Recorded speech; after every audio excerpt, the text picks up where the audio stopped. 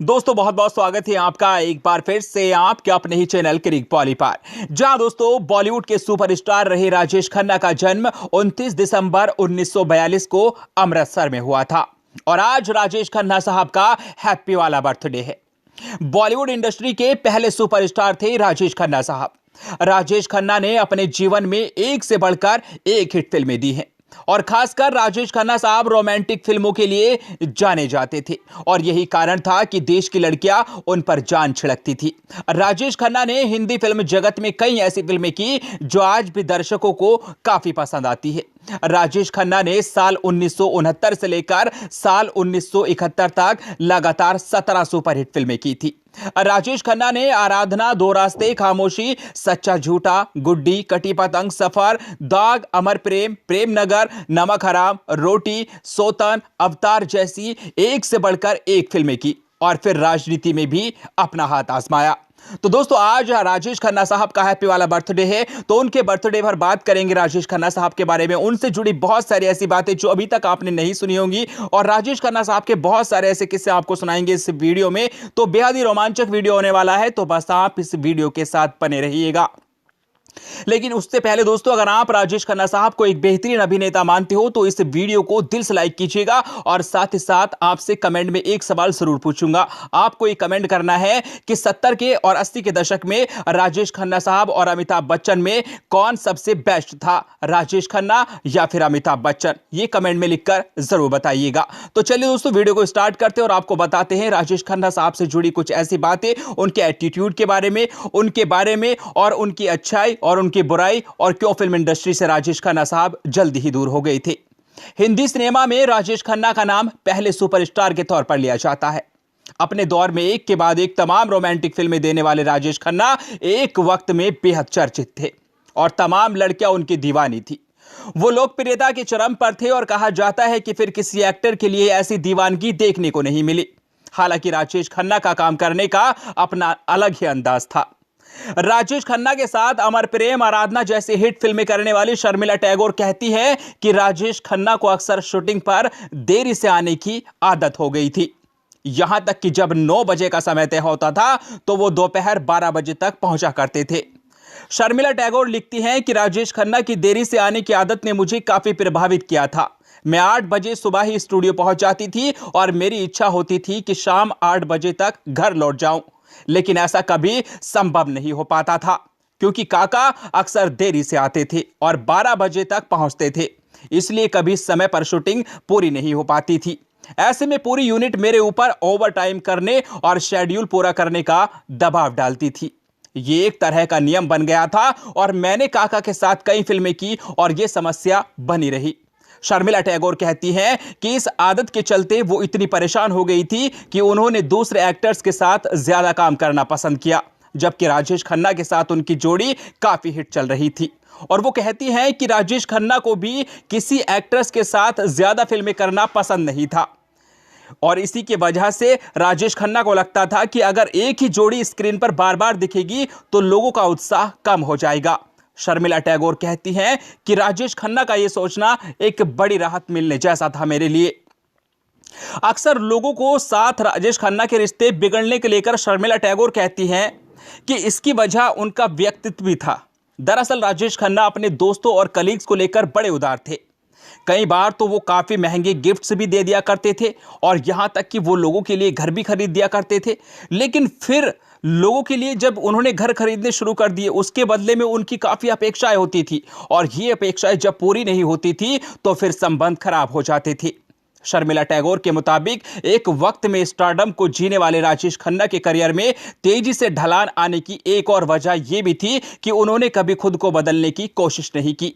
शर्मिला टैगोर कहती हैं कि वो जिन फिल्मों के जरिए स्टारडम को जी रहे थे उसी तरह से काम करते रहे। उन्होंने ये नहीं देखा कि अब दौर बदल गया है और दर्शकों की मांग में बदलाव आ गया है। वो जिन रोल्स को प्ले कर रहे थे उनकी प्रासंगिकता खत्म होती जा रही थी और यहां तक कि वो अपने सफल दौर के कैरिकेचर ही बने रहे। अभिनेता राजेश खन्ना 1970 के दशक में ऐसे लोकप्रिय हुए थे कि कहा जाने लगा था कि पहले से 10वें नंबर तक बस और बस सिर्फ राजेश खन्ना है। करियर के लंबे दौर में स्टारडम जीने वाले राजेश खन्ना की लाइफ में एक ऐसा मोड़ भी आया था जब राजेश खन्ना अकेलेपन का शिकार हो गए थे। यहां तक ढलान के दौर में उन्होंने फिल्मों से उतर छोटे पर्दे पर भी अभिनय के लिए ट्राई किया था। फिल्मी दुनिया में जमकर जाने जाते थे राजेश खन्ना साहब, और ये जानकर कहते हैं, जो उनके जानकर थे वो कहते हैं कि उनके करियर की गिरावट में ये गिरावट इसलिए आई थी क्योंकि उन्होंने वक्त को पहचाना नहीं और खुद को बदलने में देर कर दी, और इसकी एक वजह उनका एटीट्यूड भी था। Rajesh Khanna the untold story of Indian first superstar पुस्तक के लेखक यासिर उस्मानी लिखते हैं, राजेश खन्ना सेल्फ स्टैंडर्ड थे। वो थोड़ी भी आलोचना भी बर्दाश्त नहीं कर पाते थे, और यही नहीं, किसी और एक्टर की सराहना करने वाले लोगों को भी जो लोग थे वो उनसे भी चिढ़ जाते थे। वो अपने चारों तरफ चापलूसों से घिरे गए थे। इसके अलावा राजेश खन्ना की एक और आदत थी जिसके चलते वो प्रोड्यूसर्स थे उनके बीच अलोकप्रिय हो गए थे। दरअसल वो अक्सर फिल्म की शूटिंग के लिए लेट पहुंचते थे। उसी दौर में अमिताभ बच्चन तेजी से राइज कर रहे थे और वो फिल्म के सेट पर टाइम से पहुंचते थे। इसके चलते राजेश खन्ना लगातार प्रोड्यूसर से दूर होते चले गए। दरअसल इसकी वजह यह भी थी कि वो रात को 3 बजे तक ड्रिंक करने लगे थे। उन्होंने अपने इर्द गिर्द खुद को ही सराहना करने वाले लोग तैयार कर लिए थे, खुद की सराहना करने वाले, जो ऐसे जब लोग उन्होंने तैयार कर लिए और उनके साथ ही देर तक ड्रिंक करते रहते थे राजेश खन्ना साहब, तो उसके चलते अगले दिन वो शूटिंग में देरी से पहुंचा करते थे। यासिर उस्मानी लिखते हैं कि वो दर्शकों के बदलते मूड को भी समझने में असफल रहे। इसकी वजह भी ये थी कि वो अपने स्टारडम के दौर से बाहर नहीं निकले और खुद को नहीं बदला। यहां तक कि लगातार असफल होती फिल्मों को लेकर उन्होंने एक बार कहा था कि मेरी फिल्में फ्लॉप हो सकती है लेकिन मैं कभी फ्लॉप नहीं हो सकता, मैं अभी भी सुपरस्टार हूं। करियर की असफलता के दौर में उनकी 2 फिल्में सौतन और अवतार कुछ चली थी लेकिन पहले जैसी बात नहीं थी। फिल्मों में जब असफल रहे तो उन्होंने सीरियल तक में काम किया था। इसी दौर में उन्होंने राजनीति में भी हाथ आजमाया था और कांग्रेस की टिकट पर लड़ते हुए बीजेपी प्रत्याशी और सिने स्टार शत्रुघ्न सिन्हा को मात दी थी। हालांकि यहां भी वो असफल ही रहे क्योंकि उन्होंने कभी अपने क्षेत्र तक का दौरा नहीं किया था। तो चलिए दोस्तों, अब जान लेते हैं राजेश खन्ना साहब से जुड़ी कुछ ऐसी बातें, कुछ ऐसे अननोन फैक्ट जो अभी तक आपने नहीं सुने होंगे। तो चलिए बात करते हैं उनके अननोन फैक्ट के बारे में। नंबर 1, दोस्तों राजेश खन्ना का वास्तविक नाम जो है वो जतिन खन्ना है। अपने चाचा के कहने पर उन्होंने अपना नाम बदला था। उनके सुपरस्टार बनने के बाद यह नाम देश भर के माता पिताओं ने अपने बच्चों के नाम राजेश रखे थे। नंबर 2, फिल्म इंडस्ट्री में राजेश खन्ना को प्यार से काका कहा जाता था और जब वो सुपरस्टार थे तब एक कहावत बड़ी मशहूर थी, ऊपर आका और नीचे काका। नंबर 3, राजेश खन्ना को एक नजदीकी रिश्तेदार ने गोद लिया था और बहुत ही लाड प्यार से उन्हें पाला था और बड़ा किया था। राजेश खन्ना को बचपन से ही एक्टिंग का बड़ा शौक था। नंबर 4, राजेश खन्ना ही एक ऐसे एक्टर थे जो स्ट्रगलिंग के टाइम पर भी महंगी कारों में निर्माताओं के पास काम मांगने जाया करते थे। वो ऐसी गाड़ी से फिल्म मेकर्स के पास जाते थे जो उस दौर के हीरो के पास भी नहीं हुआ करती थी। नंबर 5, राजेश खन्ना को सबसे पहले राज फिल्म के लिए जीपी सिप्पी ने साइन किया था जिसमें उनके अपोजिट बबीता नजर आई थी जो उस जमाने की सुपरस्टार हुआ करती थी। नंबर 6, राजेश खन्ना की पहली रिलीज हुई फिल्म का नाम आखिरी खत है और यह फिल्म साल 1966 में रिलीज हुई थी। नंबर 7, 1969 में रिलीज हुई आराधना और 2 रास्ते की सफलता के बाद राजेश खन्ना सीधे शिखर पर जा बैठे थे और उन्हें सुपरस्टार घोषित कर दिया गया और लोगों के बीच उन्हें अपार लोकप्रियता हासिल हुई थी। नंबर 8, लड़कियों के बीच राजेश खन्ना की लोकप्रियता गजब की थी। कई लड़कियों ने उन्हें खून के खत भी लिखे, उनकी फोटो से शादी भी की और कुछ लड़कियों ने अपने हाथ और जांग पर राजेश खन्ना का नाम गुदवा लिया था। कई लड़कियां उनके फोटो तकियों के नीचे रखकर सोया करती थी।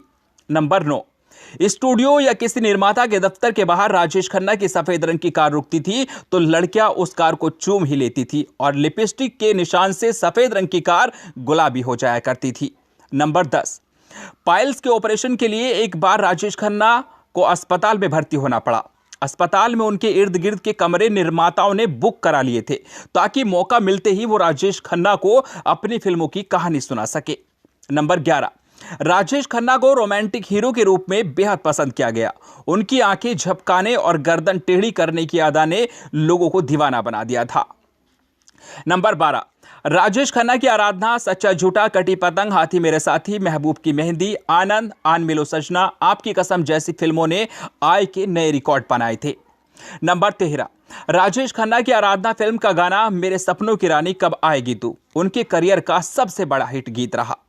नंबर 14, आनंद फिल्म राजेश खन्ना के करियर की सर्वश्रेष्ठ फिल्म मानी जा सकती है, जिसमें उन्होंने कैंसर से ग्रस्त जिंदा दिल युवक की भूमिका निभाई थी। नंबर 15, राजेश खन्ना की सफलता के पीछे संगीतकार आर.डी. बर्मन और गायक किशोर कुमार का अहम योगदान रहा। इनके बनाए और राजेश खन्ना पर फिल्माए अधिकांश जो गीत थे वो हिट साबित हुए और आज भी सुने जाते हैं ये गाने। किशोर ने 91 फिल्मों में राजेश को आवाज दी तो आर.डी. बर्मन ने उनकी 40 फिल्मों में संगीत दिया। नंबर 16, मुमताज और शर्मिला टैगोर के साथ राजेश खन्ना की जोड़ी को काफी पसंद किया गया। मुमताज के साथ उन्होंने 8 सुपरहिट फिल्में दी हैं। नंबर 17, गुरुदत्त, मीना कुमारी और गीता बाली को राजेश खन्ना साहब अपना आदर्श मानते थे। नंबर 18, जंजीर और शोले जैसी एक्शन फिल्मों की सफलता और अमिताभ बच्चन के उदय ने राजेश खन्ना की लहर को थाम दिया था। लोग एक्शन फिल्में पसंद करने लगे थे और 1975 के बाद राजेश खन्ना की कई रोमांटिक फिल्में असफल रही थी। नंबर 19, अमिताभ बच्चन और राजेश खन्ना को प्रतिद्वंदी माना जाता था। दोनों ने आनंद और नमक हराम जैसी फिल्मों में काम किया था साथ में। इन दोनों फिल्मों में राजेश के रोल जो था वो अमिताभ के मुकाबले सशक्त था, यानी कि अमिताभ बच्चन का जो रोल था वो काफी बेहतर था। नंबर 20, राजेश खन्ना ने अचानक डिंपल कपाड़िया से शादी करके करोड़ों लड़कियों का दिल तोड़ दिया था और डिंपल ने बॉबी फिल्म से सनसनी फैला दी थी। नंबर 21 और आखिरी अननोन फैक्ट, 18 जुलाई 2012 को राजेश खन्ना ने अपने घर में आखिरी सांस ली थी। उस समय उनकी उम्र तकरीबन 70 साल थी। तो दोस्तों उम्मीद करता हूं आपको ये वीडियो पसंद आया होगा और आप हमें कमेंट में जरूर बताइएगा कि 70 और 80 के दशक में अमिताभ बच्चन या फिर राजेश खन्ना साहब कौन था सबसे बेस्ट। कमेंट में जरूर बताइएगा। Thank you.